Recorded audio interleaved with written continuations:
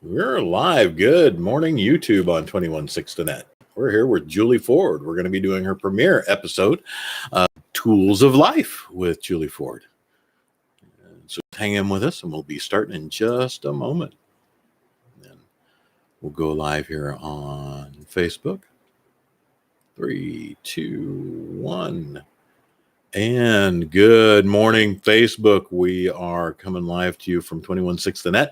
We've got a premiere show today, Tools of Life with Julie Ford, and we'll be getting started in just a few moments. And we are coming live to you from 216net. Yeah, you don't want your sound up on the phone.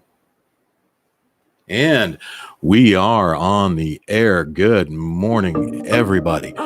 We are coming to you live, 216net, 216net.com, and we are actually bringing you a brand new show here on 216net, Tools of Life with Julie Ford. Julie, what have you got for us today?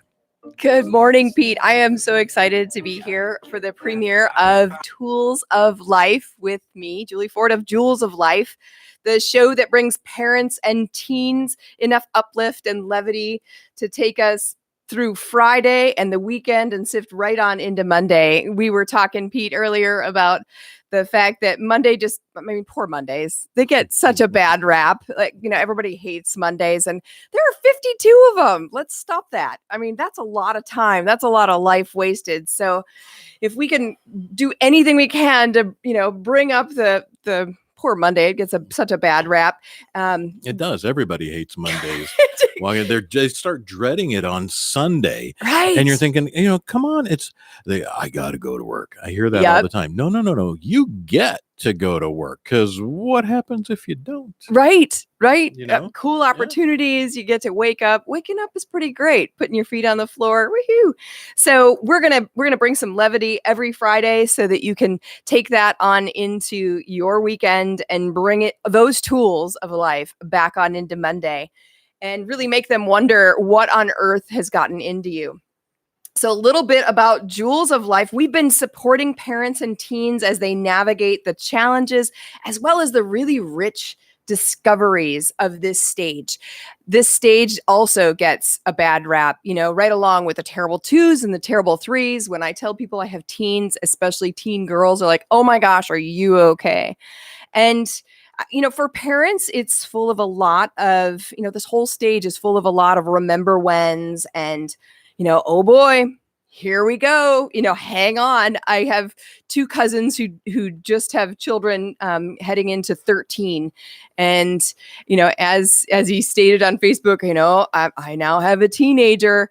The first thing that came to mind was that announcement that Six Flags gives, where they're like, pull down your safety bar, make sure that it's clicked firmly in place. Make sure that you keep your hands and your feet inside the car at all times. We are not responsible for anything lost or broken. We do not recommend shoes that can fall off of your feet because you may not return with them, and then enjoy your ride, and that's where we're going. Enjoy your ride. Because when we do return back to that station, seriously, we might have tears streaming out of our eyes from laughing or screaming or Lord knows what. But typically we're like, that was amazing. Let's go again. Yeah. You get right back in line. Absolutely. Get right back in line. And, that's for the parents, but for the teens, every day is something new and they may or may not be ready for it. And it's our jobs, not just as parents, but even as a community, raising our next generation. It's not just getting them to 18, it's raising them up rather than disparaging whole generations. So at Jewels of Life, that's really what we're about, raising the next generation and leading them one habit at a time to be far better service to the world. And all of us could use a little bit of that. So I'm so glad you're tuning in today, and I'm really excited to be here. So we can choose to dread or thrive through these moments. Mm-hmm. And every day, every moment, it's a choice. And I choose joy. Joy is a choice. And that's where we're headed today for our first show of Tools of Life. 7 rules I follow since choosing joy. And you may be wondering, okay, choosing joy. Well, you seem like a joyful lady all the time, Julie. Or if people who know me are tuning in, they're like, dude, you are, you're effervescent, I've been called. Yes, except when I'm not. And I went through Pete, I went through kind of, a definite life swamp in the fall of last year, and it carried on into, through the polar vortex. And I'm going to talk a little bit about that today because, let's face it, not everything is joy, joy, joy.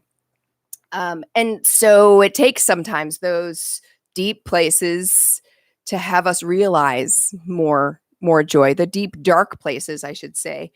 And one of the things that we're going to share with you today is the song for King and Country's song Joy, because it struck me in February, and it was one of the catalysts that drove me out of that swamp. And I've actually described that song as saving my life. Wow. And I don't mean like my breathing part of my life, although my breath was short during that time. I wasn't breathing fully. But moreover, it's a living part. I wasn't living fully. And so it saved my life, the vitality part of it.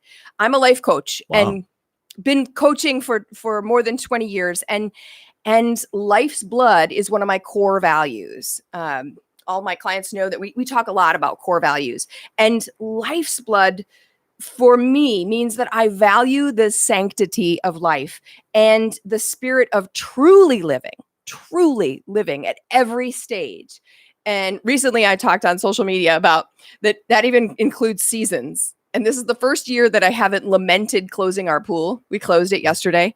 And because I am a summer lover. Okay. And so closing that pool is like, what? It's like this big steel door goes, and joy is done. But no, there is a lot to really relish about fall. There's a lot to relish about the Midwest, and that it changes. Just hang tight, keep your bikinis and parkas ready because you just don't know what you're going to get. And so we have to embrace those changes, embrace those moments, and, really get that fire back in our bones. And that's one of the lyrics of the song that pulled me up. And I had lost that. And I had lost that fire down in my bones. So that swamp I was talking about, September of 18 was when it really kind of drifted downhill, or came to a head, I should say, because there were a lot of things that I had kind of stacked up. I had left unmourned. I don't know about you, Pete, but sometimes there are some things that are tough, and we just say, oh, well, that was tough. I'm going to put on a smile and move forward. Well, that really stunk. Yeah. But I'm going to move forward. And we don't truly sit in it for a moment and give it its due. It's not a fun place to sit. Nope. But they stack up, and then they get really, really heavy, because when you move through them, you can release them. When you just let them stack up, they get heavier and heavier and heavier. And so I had this piling on of unmourned stuff. And yet I was moving forward, and things, on the whole, I have an amazing husband, and I have two beautiful, healthy teen girls. They're awesome. They're funny. They're smart. And so from the outside, it looks like, well, come on, Julie, why so dumpy? What's the matter with you? So I started feeling the weight of everything that seemed undone. I'm nearing the half-century mark. And so there was a lot of judgment on myself, judgment from comparing.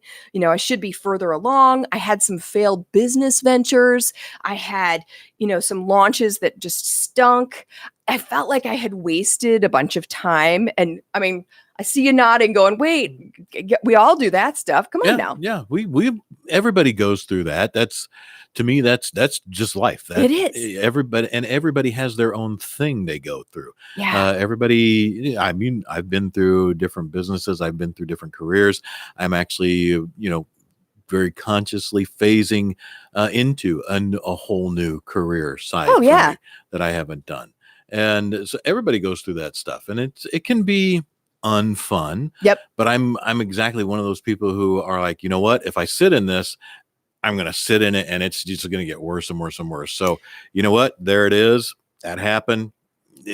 But time to get up and get out and go. Right. And I really don't You don't stay there. I don't stay there. I don't Right. do like the whole mourning thing might happen. That might take, maybe I'll give it an entire day. I mean, like, literally, Well, that's good. A lot of people don't even give it that. And in future shows, we are going to be talking about grief because there's so many things that grief is healthy, and we neglect to grieve situations and losses of people are different. When we think of grief, we think of death.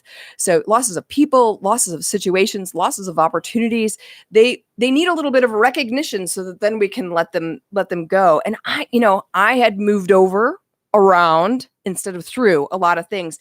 And finally, like deep down in my soul, it just said, no more. We got some work to do. And this is clogging the pipes here. And so I needed to, stop clogging those pipes. So a series of events that occurred late in 18 and early in 19, a series of books, what Gabrielle Bernstein, one of the authors I was reading, calls a universal assignment. A series of the universal assignments came up, people, messages, and just some little voices that came when I afforded myself some stillness and silence, which we don't take very often.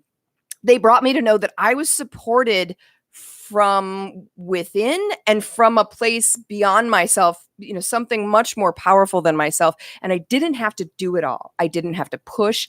I didn't have to try, make happen, just sweat about everything. And so it didn't seem so heavy. I didn't have to do it all. And that this force really did have my back. And I heard the words of the song Joy, and I allowed myself to be moved. And I'm going to share with you some of the lyrics before we hear a bit of it, because sometimes we make up our own lyrics, and I don't want you to do this on this one because it's important. So, we get so wrapped up in the supposed to and the appropriate that sometimes, we make it not okay to feel certain feels. There are okay feels and there are not okay feels.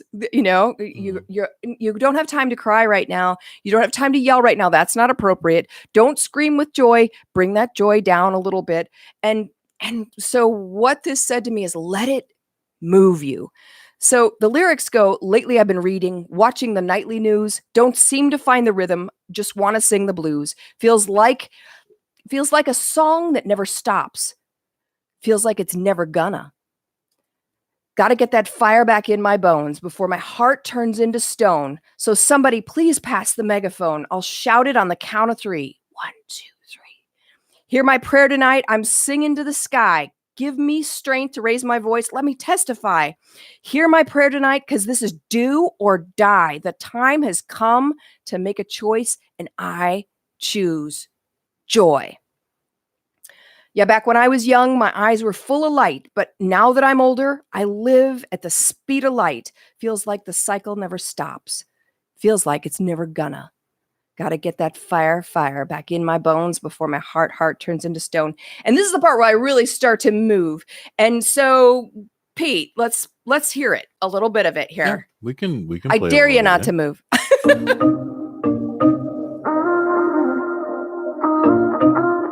Lately I've been reeling, watching the nightly news. Don't seem to find the rhythm, just wanna sing the blues. Feels like a song that never stops.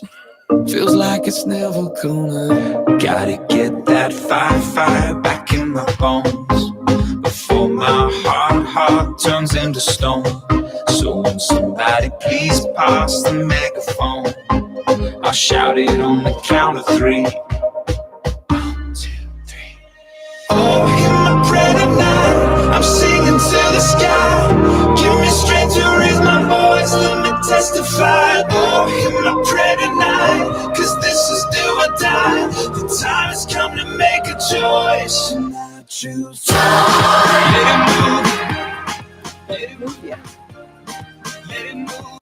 Let it move you. Absolutely. Let it move you. So, and I say allowed myself to be moved. The reason I say allowed is because I'd gone so long hiding and controlling and waiting for that proper time to let all of the authenticity out, the elation, the sadness, the anger, the aches, the dreams, whatever. I'd fallen into this appropriateness, instead of that, little girl in the grocery store that wanders around spinning or, skips down the hallway, very short order. You're told, nope, no running, no this, no that, no the other thing, into a tiny little box, to just bring a lot of that joy back out, to be right where I was.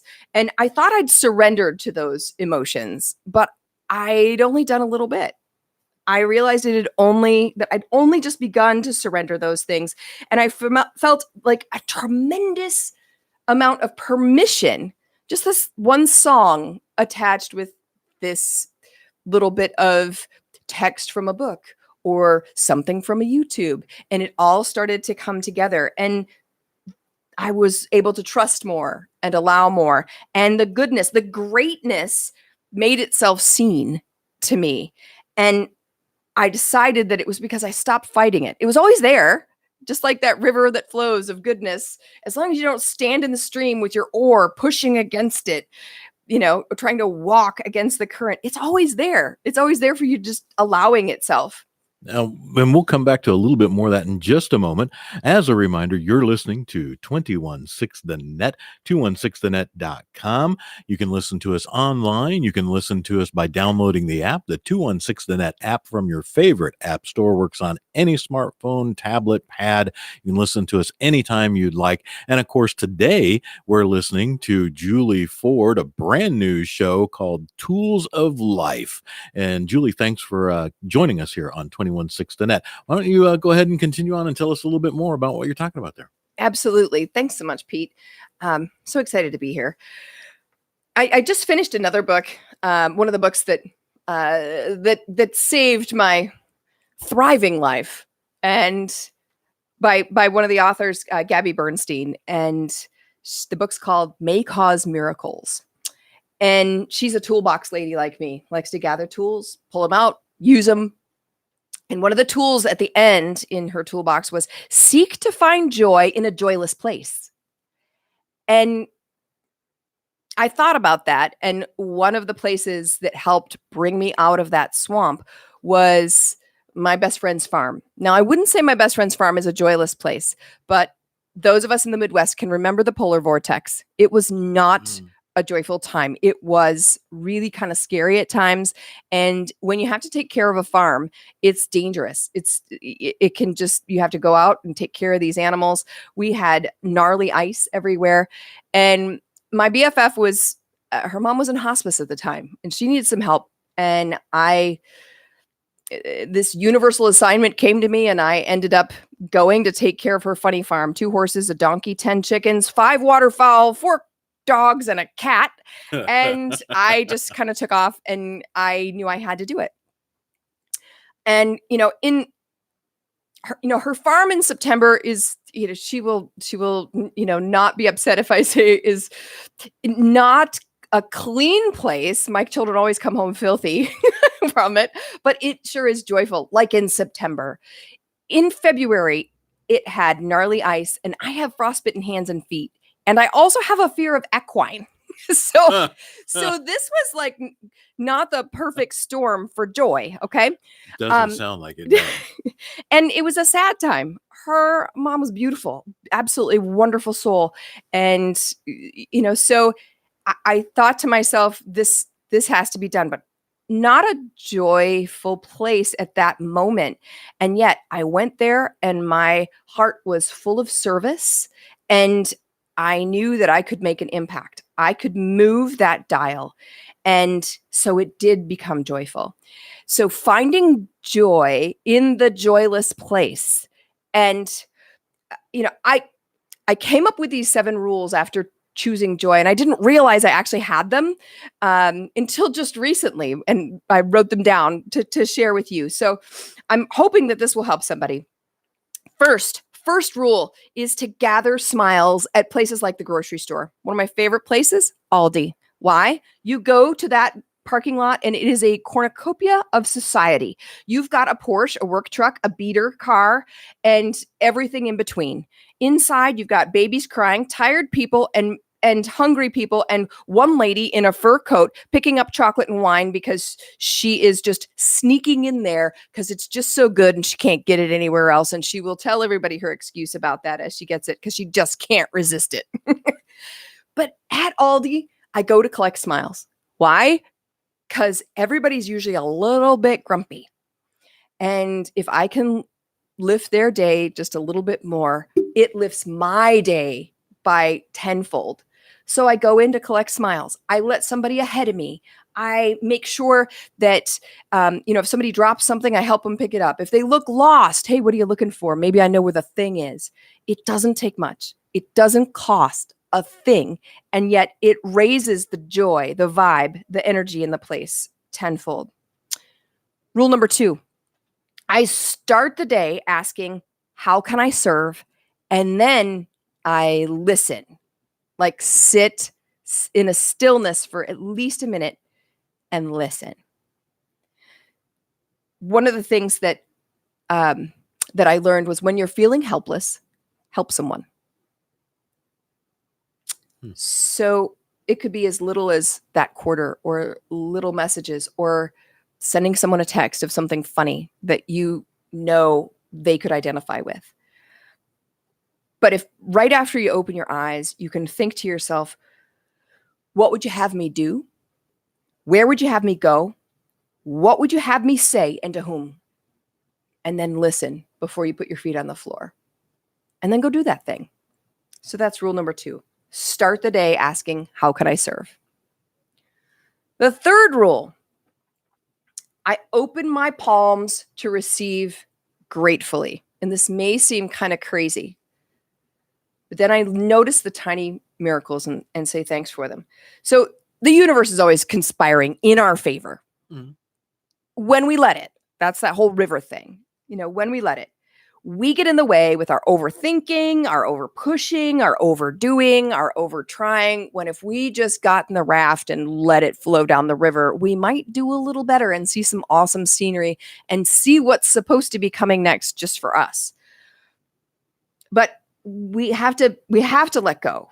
We have to sit still, which we're not good at, most of us. And we have to breathe, like really breathe into your belly and let it all out.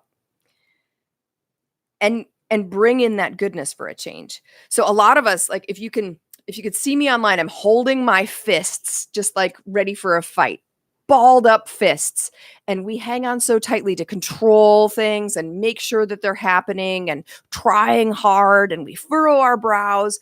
And when we let go, first, there's a lot of resistance. And often the very first thing to come out are those middle fingers, right? Before we can let go, we get really mad. So, hey, if you're in that middle finger place, you're getting there. You're close. Just open your hands. Open your hands and say, listen, I can't do it myself. What have you got? Show me what you got, universe. Let's make this happen. And surrender. And then say thanks, even for the little stuff. Yeah. Like when you pull in, you get a parking space by the door and it's pouring, score. Like, woohoo. Or if you arrive on time, I always love it when I think I'm going to be late and then I get in the car and I open up what we call Bossy Pants. That's Google Maps because she is pretty bossy, isn't she? Make a U-turn, make a U-turn. Yeah. Stop. You've done it wrong. Make a U-turn, make a U-turn.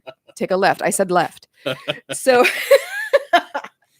So, Bossy Pants then says, well, you're going to make it there at 8:59.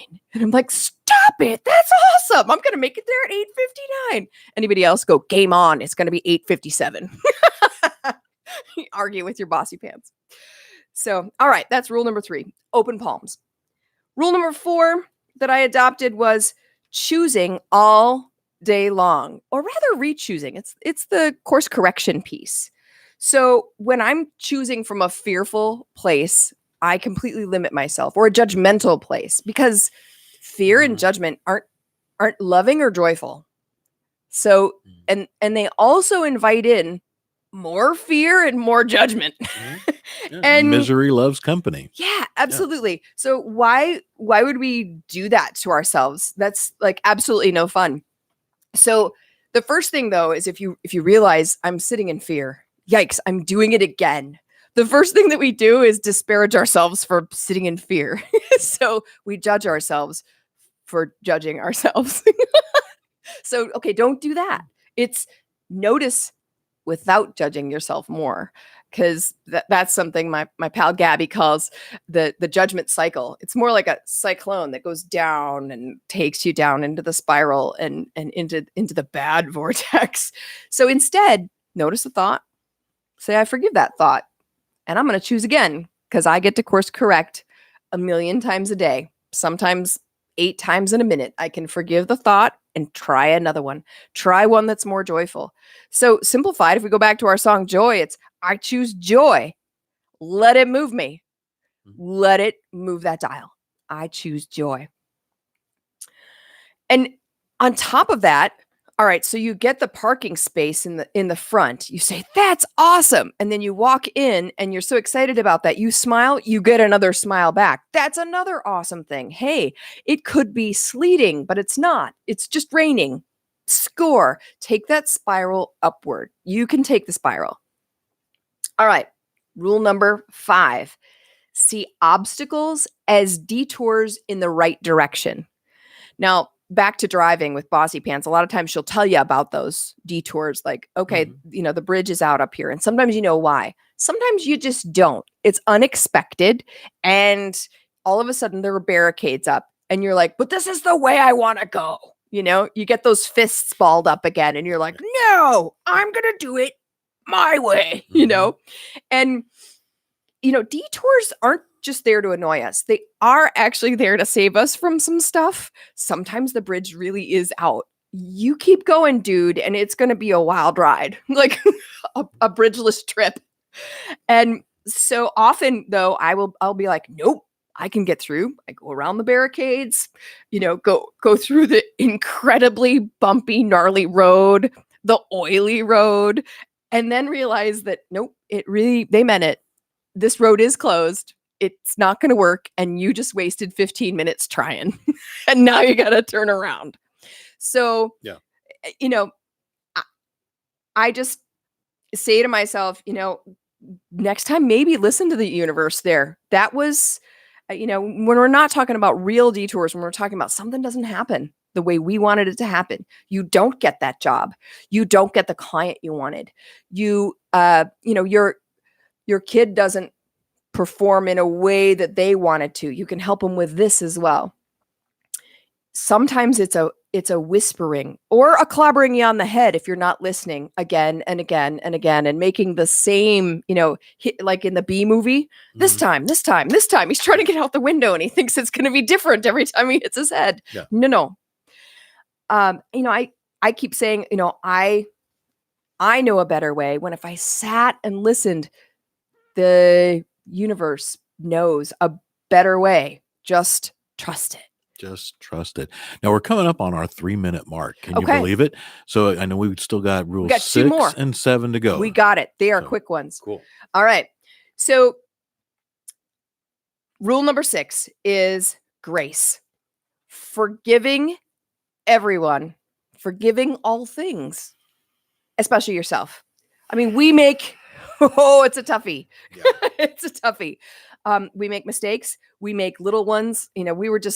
Pete and I were talking about my website and how nervous I get sometimes when I make changes to the web page and I do them live, and I just made a bunch of changes and there are still, it's like give a moose a muffin. You make one change and you got 35 more, right? Wait, that link doesn't go and that link doesn't go. So I challenge you to go ahead to jewelsoflife.com and go look at my train wreck because it's under construction. I thought, I need to make this perfect because I'm going to actually say that live on the air tomorrow. I'm like, nope, I don't.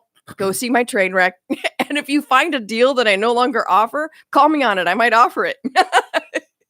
So, I took a break from updating that, but that, I forgave myself for that, gave myself grace and just let it go.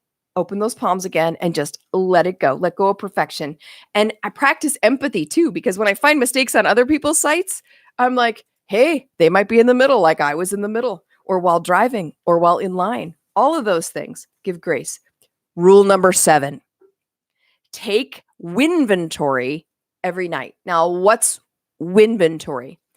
This past Christmas, our daughters gave my husband and I win journals. And the journals are to put down everything you won for the day. And sometimes we don't get them written down in the journal, but we do take inventory either at dinner or right before we go to bed or silently to ourselves. What are the things I won today? And it doesn't have to be big. When I was in the swamp, showering was a win. An absolute win. Okay.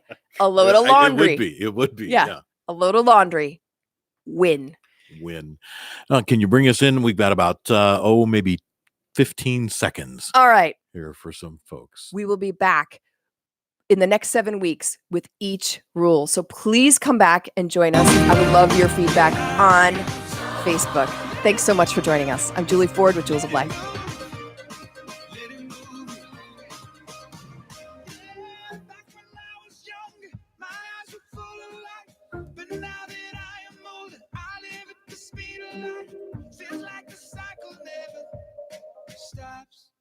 Feels like it's never gonna. Gotta get that fire back in my bones.